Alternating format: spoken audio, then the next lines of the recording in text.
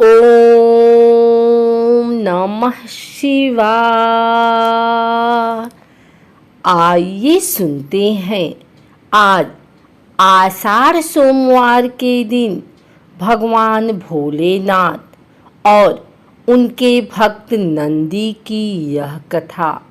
भोले की कृपा के लिए क्या देवी देवता तो क्या राक्षस वह अपनी शरण में आए सभी श्रद्धालुओं पर न केवल कृपा करते हैं बल्कि उन्हें मनोवांछित फल भी प्रदान करते हैं। ऐसी ही एक कथा जुड़ी है मृत्यु के देवता यमराज से। जब उन्होंने भोलेनाथ को यूं ही बिना किसी वाहन के भ्रमण करते देखा तो उनके मन में एक इच्छा जागृत हुई। बस फिर क्या था, यमराज ने भगवान शंकर के समक्ष अपनी इच्छा प्रकट की और फिर क्या हुआ, आइए विस्तार पूर्वक जानते हैं। पौराणिक कथा के अनुसार भगवान शिव बिना किसी वाहन के ही संपूर्ण संसार में विचरण करते थे।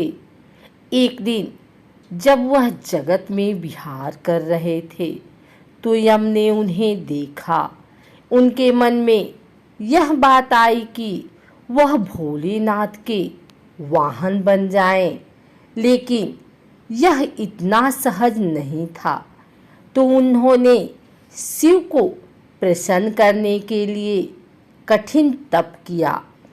यम के तप से शिव शंभु प्रसन्न हुए और उन्होंने यम को बैल रूप में अपना वाहन बनाना स्वीकार किया।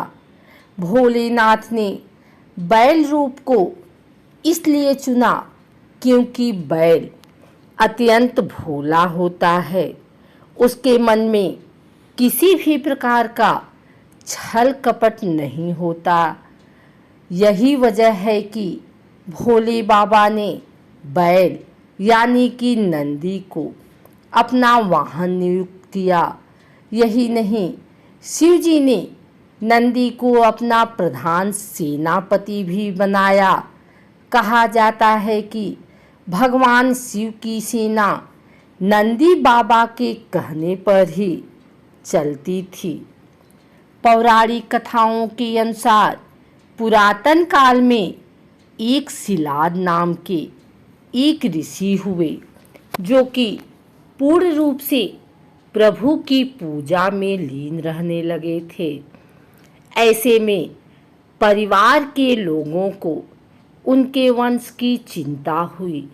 यह परेशानी लेकर सभी उनके पास पहुँचे और गृहस्थ जीवन में वापस आने का निवेदन किया। हालांकि वह नहीं माने, लेकिन उन्होंने जन्म मृत्यु से परे संतान प्राप्त के लिए देवराज इंद्र की पूजा की। इंद्र प्रसन्न हुए तो लेकिन ऐसी संतान का आशीर्वाद देने में असमर्थता जाहिर की। जब इंद्रदेव से इच्छा मुताबिक संतान प्राप्ति का आशीर्वाद नहीं मिला तो शिलाद मुनि ने शिव की पूजा की। उनके कठोर तप से शिव अत्यंत प्रसन्न हुए और स्वयं उनकी संतान के रूप में जन्म लेने की बात कही। कथा मिलती है कि एक दिन शिलाद मुनि खेत जोत रहे थे, तब उसी भूमि पर उन्हें एक बालक मिला। वह उसे घर ले आए और उसका नाम नंदी रखा।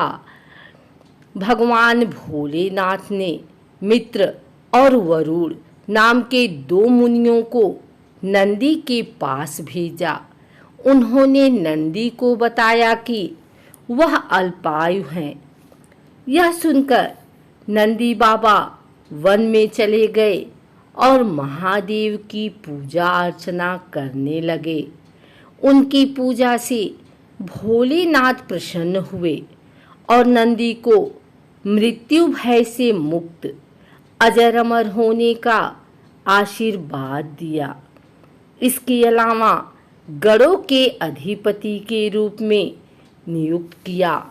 कथा मिलती है कि जब असुरों और देवताओं के बीच समुद्र मंथन चल रहा था और उसमें से विष निकला था तो उसे शिव ने धारण किया, लेकिन विषपान के दौरान कुछ बूंदें जमीन पर गिर गई थी और उन्हें नंदी ने अपनी जीभ से चाट लिया था।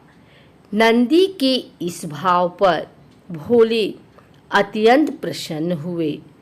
इसके बाद भगवान ने नंदी को अपने सबसे बड़े भक्त की उपाधि दी। साथ ही उन्होंने कहा कि जो शक्तियाँ उनकी है वह नंदी की भी है। भोलेनाथ की कृपा पाने को ज्ञान स्वरूप तप और विष की बूंदे को चाटने की पवित्रता नंदी बाबा की महिमा को और भी बढ़ा देती है।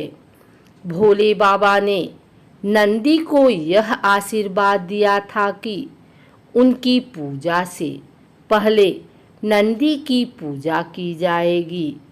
यही वजह है कि हर शिवालय में नंदी बाबा की मूर्ति जरूर होती है। यही नहीं, यह भी मान्यता है कि यदि आपको भोलेनाथ से कुछ मांगना है और आपने नंदी बाबा के कानों में सच्ची श्रद्धा, पवित्रता और अटूट निष्ठा से अपनी बात कह दी तो वह भोलेनाथ तक जरूर अर्जी पहुंचा देते हैं। यही नहीं, शिव जी भी सारी मुरादें भक्तों की पूरी कर देते हैं और सभी इच्छा पूर्ण करके अपना आशीर्वाद भक्तों पर हमेशा बरसाते हैं। अगर आपको हमारी वीडियो अच्छी लगी हो तो इसे लाइक करें, कमेंट करें, शेयर करें। हमारे चैनल भक्ति गाथा को सब्सक्राइब करके बेल नोटिफिकेशन ऑल पर सेट कर लें ताकि आगे आने वाली वीडियो सबसे पहले आप तक पहुंच सके। धन्यवाद।